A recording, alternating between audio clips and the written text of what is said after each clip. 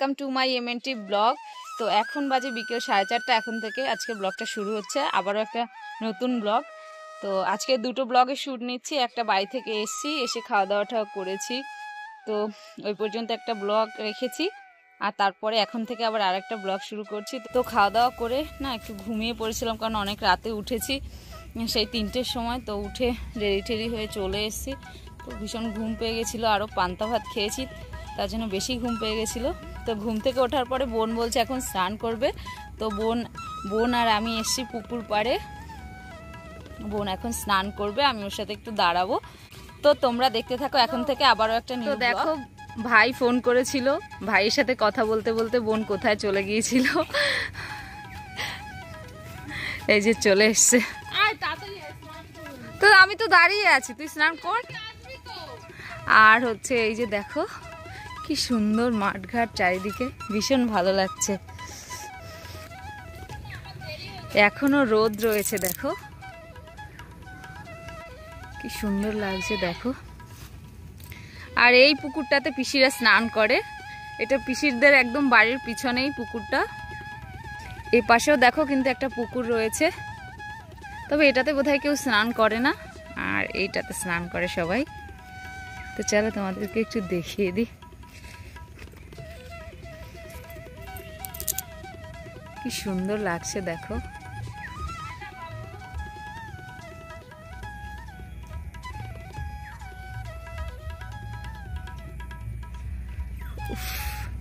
সত্যি আমার যদি একটা গ্রামের দিকে বাড়ি হতো কি যে ভালো হতো।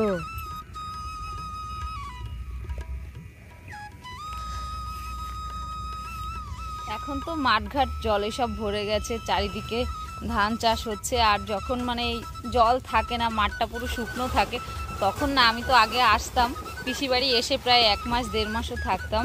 তারপর প্রায় বছরই রান্না পুজোতে আমার আসা হতো, আর কেউ আসুক আর না আসুক, তো ভীষণ মজা হতো, খুব মজা হতো আগে।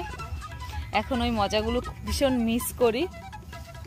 বিয়ের পরেও কিন্তু পিসি আমাকে নিমন্ত্রণ করেছে এখানে রান্না পুজোতে আসার জন্য, কিন্তু আমি আসতে পাইনি, অতটা দূর থেকে না হুট করে আসা সম্ভব হয়ে ওঠেনি। তো এই বছর ভাগ্যে হয়ে গেল পিসি বাড়িতে আসা। তবে আমার হাজব্যান্ডকে নিয়ে কখনো পিসি বাড়িতে আসিনি, আমার হাজব্যান্ডেরও খুব আসার ইচ্ছে এখানে, কারণ পিসি বাড়ির এই দিকের কথা গল্প করি তো আমার হাজব্যান্ডের সাথে, তো ও বলে যে ওরা আসতে ইচ্ছে করে, এখানে গ্রাম বাংলার পরিবেশ দেখতে ইচ্ছে করে, ভীষণ ভালো লাগে। এই যে দেখো তন্নি কিন্তু স্নান করতে নেমে গেছে, আমি আর এখন করলাম না, আমি কালকে করব। ও মাথায় শ্যাম্পু করছে এসে, ও কিন্তু সাঁতার জানে আর আমিও কিন্তু সাঁতার জানি। সাঁতার কাটতে ভীষণ মজা, যারা সাঁতার জানে না তাদের কিন্তু ভীষণ কষ্ট। স্নান করতাম তাহলে মজা হতো, পুকুরে স্নান করতে আর সাঁতার কাটতে হয় সবাই মিলে, তাহলে মজা হয়। ছিল না তো আমি ভয় পেয়ে গেছিলাম, ওই যে দেখো আবারও ডুব দিয়েছে, ভয় লাগছিল।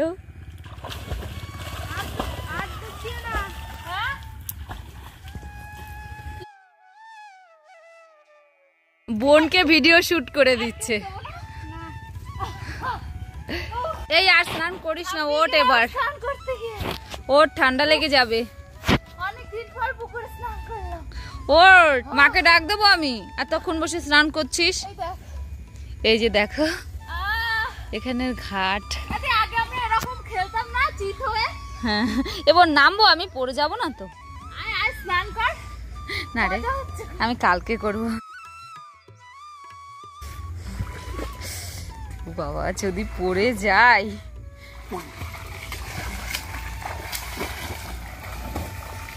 ভূত হয়ে গেছে দেখো। ওঠে এবার,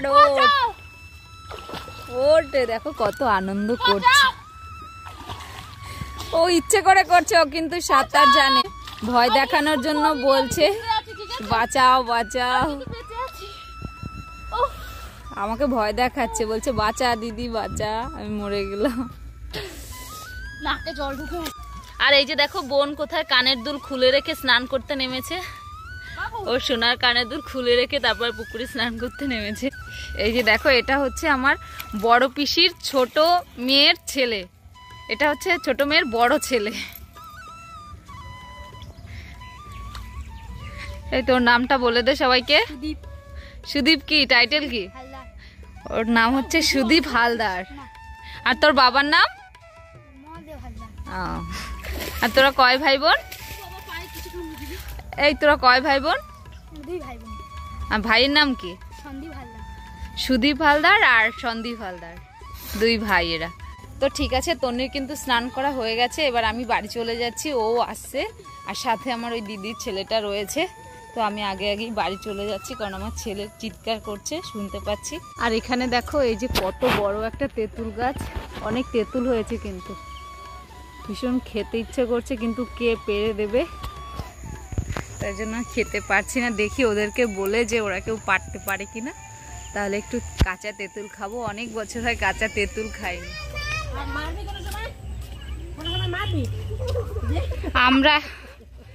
আমরা যাচ্ছি এখন ডায়মন্ডে মাছ আনতে, ইলিশ মাছ।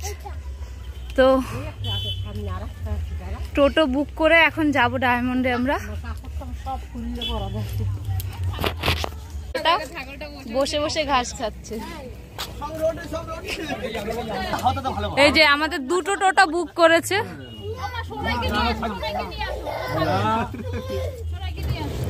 এরা যাচ্ছে বাড়িতে, বাড়ি থেকে আবার আসবে, আমাদের মেইন রোডে যেতে বললো। সন্ধে কিন্তু প্রায় হয়ে এসছে, এখন যাচ্ছে আমরা ডায়মন্ডে।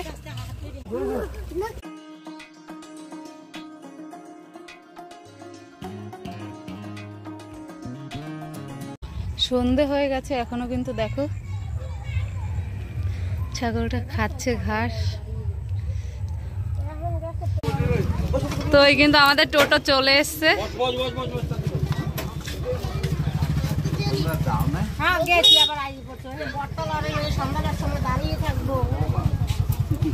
এবার টোটোতে উঠছে আমরা সবাই, ওরা সামনে দাঁড়িয়ে রয়েছে। এই যে বড় পিসামশাই আমার দেখতে আছে ব্যাগের। হ্যাঁ,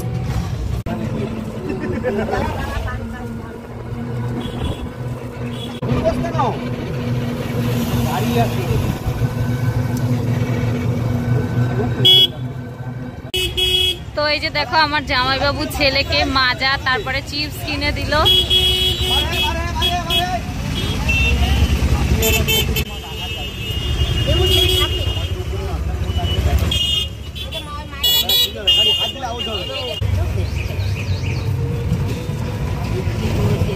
তন্নি দেখো লোবার মতো তাকিয়ে রয়েছে, ওর থেকে খাবে,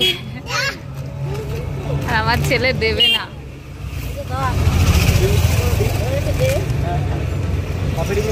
আমি এটা ভেঙে খাই।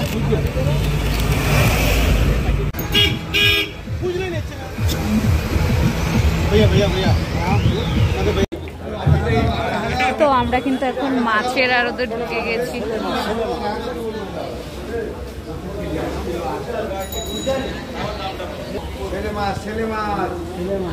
আর এই যে দেখো এটা কি মাছ? গুরজালি মাছ, দেখো কত বড়, বিশাল বড়। 25/8 মানে 25 কেজি 800।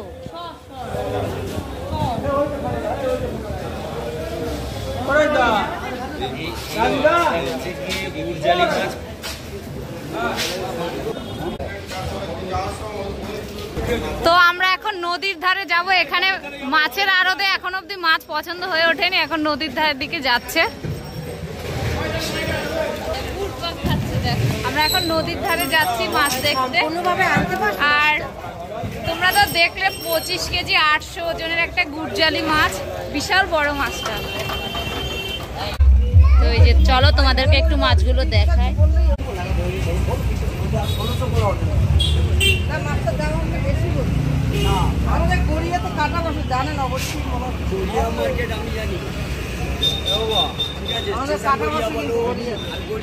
সবাই কিন্তু এখানে দাঁড়িয়ে রয়েছে।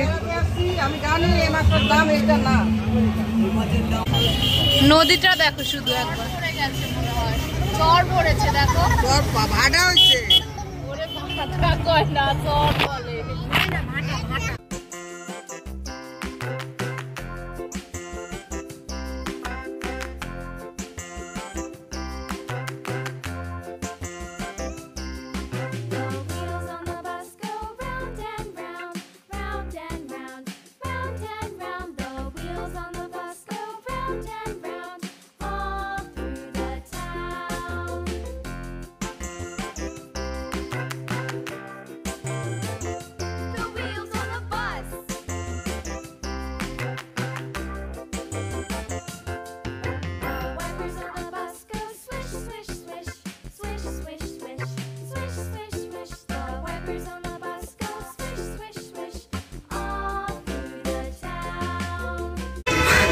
দেখতে পাচ্ছি।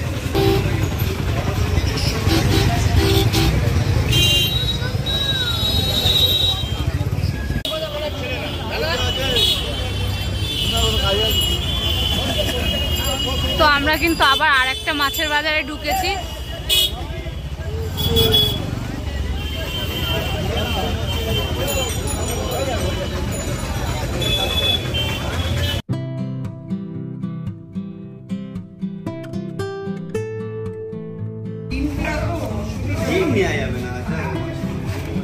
তো এই যে দেখো পিসি কিন্তু মাছ বাচ্ছে, কোনটা নেবে?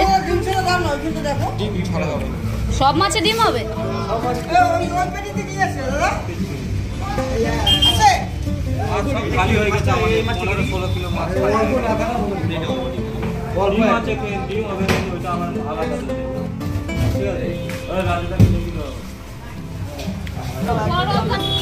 তো দেখো এই মাছগুলো এখন মাপছে কত কিলো ওয়েট হয়।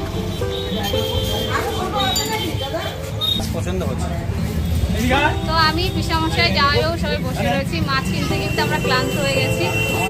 তো মাছ কেনা তো হয়ে গেছে, আর এখন এই দেখো পিসি টাকা গুনছে, এবার টাকা দেবে।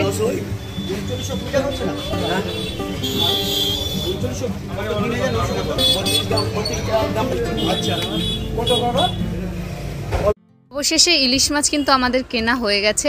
তো এবার ফাইনালি আমরা বাড়ির উদ্দেশ্যে রওনা দিলাম।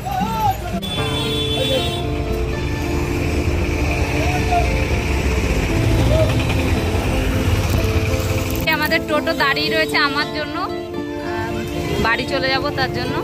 এই যে এবার আমি যাচ্ছি রাস্তার ওই পারটা। হঠাৎ করেই প্ল্যান করে কিন্তু আজকে আমাদের ইলিশ মাছ আনা হয়েছে। তো রান্না পুজো ছিল আজকে, আর আজকে যারা যারা পান্তা ভাত খেয়েছে তাদেরকে আবার কালকে গরম ভাত খাওয়ানো হবে, এটা পিসিদের নিয়ম।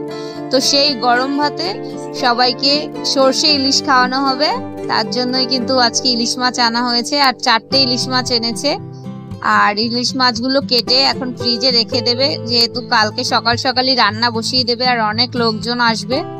তো এই যে দেখো এখন কিন্তু পিসি মাছগুলো কেটে কুটে রেডি করছে ফ্রিজে রাখার জন্য।